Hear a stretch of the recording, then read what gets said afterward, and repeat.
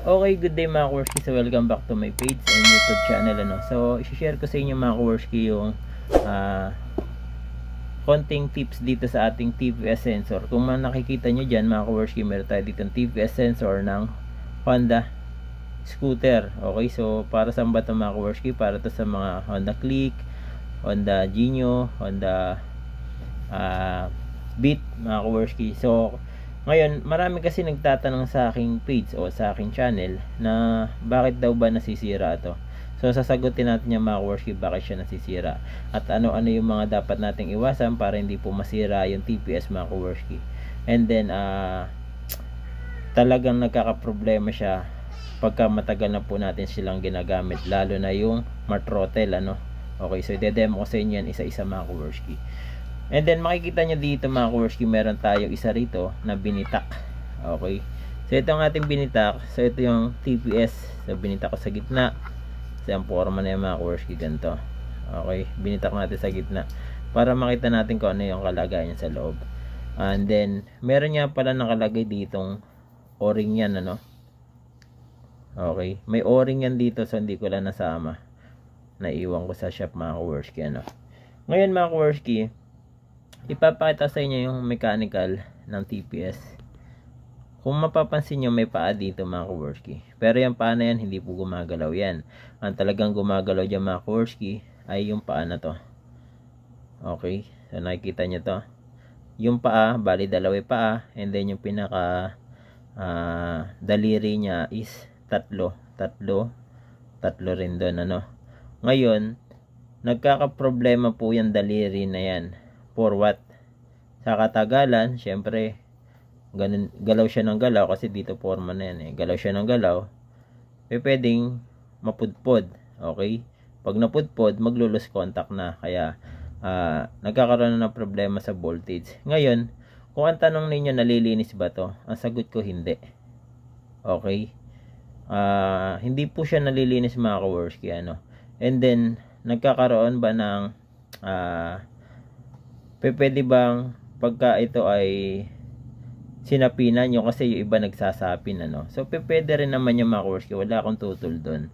Yung nagsasapin basta sinapinan nyo, hindi naman nagkaroon ng voltage drop, is okay naman po yun. Pero kahit sinapinan mo siya, is mayroon pa rin siyang voltage drop, hindi pa rin siyang hindi pa rin talaga pwede. So kasi may nagsasapin mga Kaworski, ang ginagawa nila, naglalagay sila ng coke ink can So ako naman kasi mga Kaworski, hindi ko pa natatry yun, dahil meron tayong mga additional TVS sa may shop.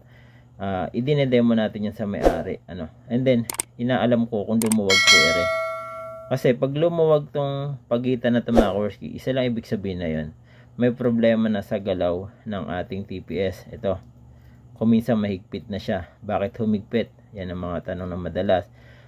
Yung iba kasi pinalinis yung throttle body, ang ginawa, yung ating TVS, binubuga nila ng contact cleaner dito. Sa totoo lang mga Kaworski, wag nyo pong gagawin yun. Okay, kahit sabihin nyo pa pong natutuyo yung contact cleaner ninyo. Mga Kaworski, ko ang contact cleaner natin, kasi yan, pag natuyo, may moist pa yan mga Kaworski dahil ako gumagamit din ako ng ganyan. Ang gamit ko naman is Kobe mga Kaworski ito yung loob niya, para mapansin nyo ayan yung loob niya mga Kaworski Ngayon binugaan nyo, i-stay siya ngayon sa may ilalim, yung contact cleaner niya.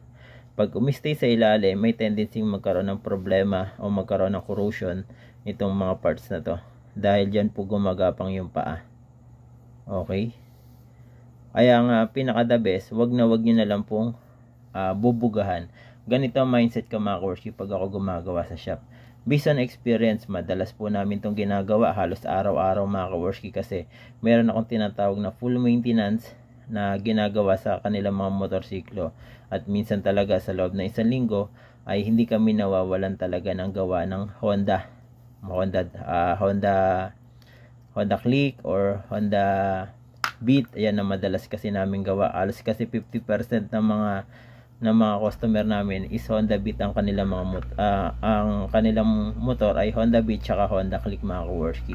Ganon kadami nagpapagawa sa amin ng mga naka Honda user Ngayon mga kaworski, paliwanag ko lang dito, wag nyo pong bubugahan ng contact cleaner.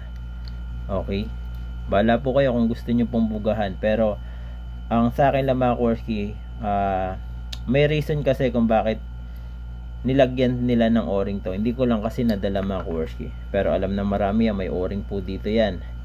Pag kinabit nyo naman pong walang o-ring, magkakaproblema rin. Halimbawa, nagkarwas kayo mga kaworski, wala yung o-ring, pwede po mapasukan ng tubig. Pag napusukan ng tubig, pwedeng pumakat po yung kanyang itong gumagalaw ng total. Pag pumakat yan, nagkakaroon po ng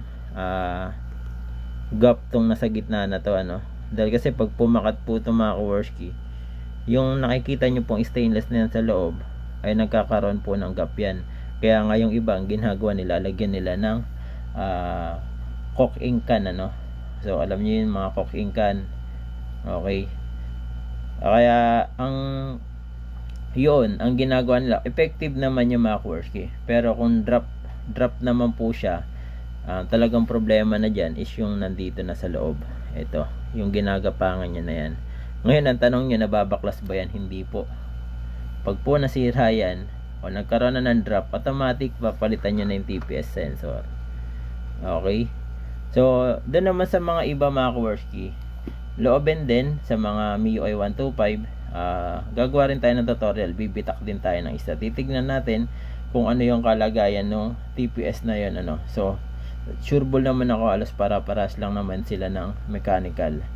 Kaya dun sa mga yon, hindi po talaga namin binubugahan lahat po ng TPS. Hindi namin binubugahan ng na contact cleaner mga kaworski.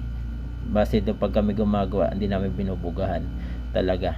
Okay, so mga kaworski, sana may natutunan kayo sa video na to, and then kung may katanungan kayo mga kaworski about sa TPS, pwede kayo magtanong sa akin mga kaworski. And then about naman sa hagok, so number 1 din kasi mga kaworski, nagkakaproblema ang hagok ng ating mga motor is nagmumula rito sa ating TPS sensor. Okay, katulad ng sinabi ko sa inyo, yung ginagapangan ng paa ay wala na, ay hindi na po siya nakakapag-supply, dahil nga gawa nga siguro na pudpud na yung paa, yung paa, yung pinakadaliri niya mga kaworski, pudpud na. So ayun, hindi na siya makakapagbigay ng trigger or voltage dito sa ating TPS, kaya nga kuminsan nagda-drop yan.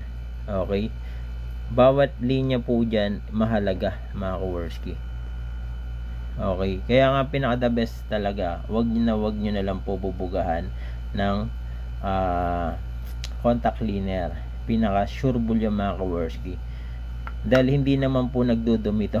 Okay, sa mga tanong ng iba, hindi po yan nagdudumi, malabo pong magdumi mga kaworski ang TPS, kasi nga meron po yung o-ring dito.